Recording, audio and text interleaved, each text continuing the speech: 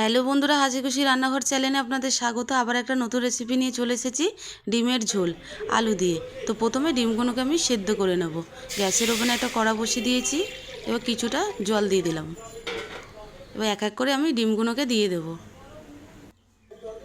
এবার সব ডিম দেওয়া হয়ে গেছে। এবার ওপর থেকে আমি কিছুটা নুন দেব, দিয়ে সেদ্ধ হওয়ার জন্য আমি একটু চাপা দিয়ে দেবো।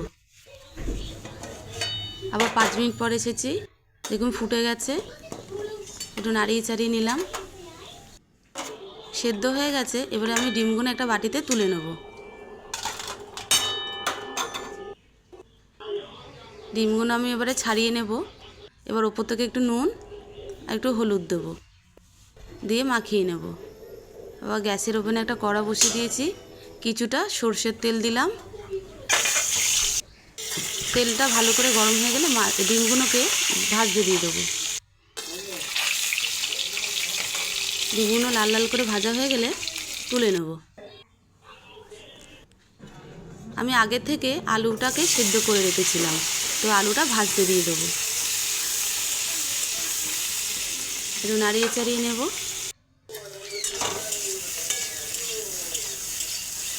আলুটা ভাজা হয়ে গেলে এবারে তুলে নেব।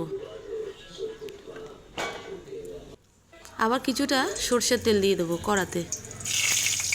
তেলটা গরম হয়ে গেছে, একটা শুকনো লঙ্কা ফোড়ন দিলাম, একটা তেজপাতা ফোড়ন দিলাম, একটু গোটা জিরে ফোড়ন দিলাম। কেটে রাখা পেঁয়াজ কুচিটাকে দিয়ে দেবো। একটু নাড়িয়ে চাড়িয়ে নিলাম। 4-5টা কাঁচা লঙ্কা চিড়ে রেখেছি, দিয়ে দিচ্ছি। একটা ছোট টমেটোর কেটে রেখেছি, দিয়ে দিলাম। একটু আদা বেটেছি, দিয়ে দিলাম। পুরোটা মিশিয়ে নেব।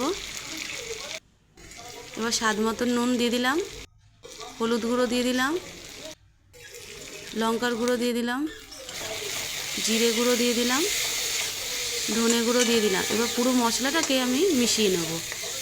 তো ভালো করে নাড়িয়ে চাড়িয়ে নিচ্ছি।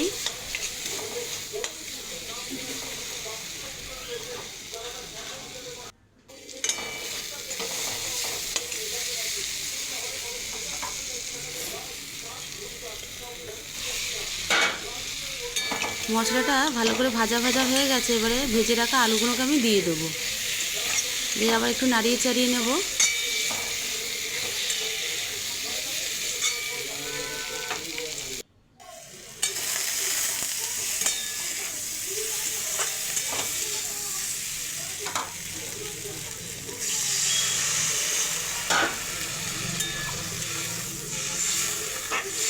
এবার ওপর থেকে কিছুটা জল দিয়ে দেবো, আবার একটু নাড়িয়ে চাড়িয়ে নেব।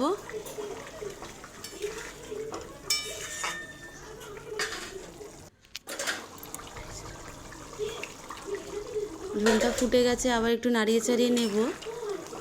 এবার ভেজে রাখা ডিমগুলোকে আমি দিয়ে দেবো, আবার একটু মিশিয়ে নেব, নাড়িয়ে চাড়িয়ে নেই।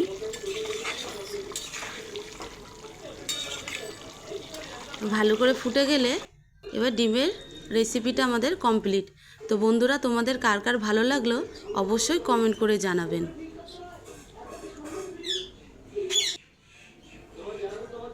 ওপর থেকে একটু ধনেপাতা কুচি দিয়ে দিলাম। কার কার ভালো লাগলে একটা লাইক করবেন, শেয়ার করবেন, পরবর্তী রেসিপির জন্য জানাবেন। ধন্যবাদ।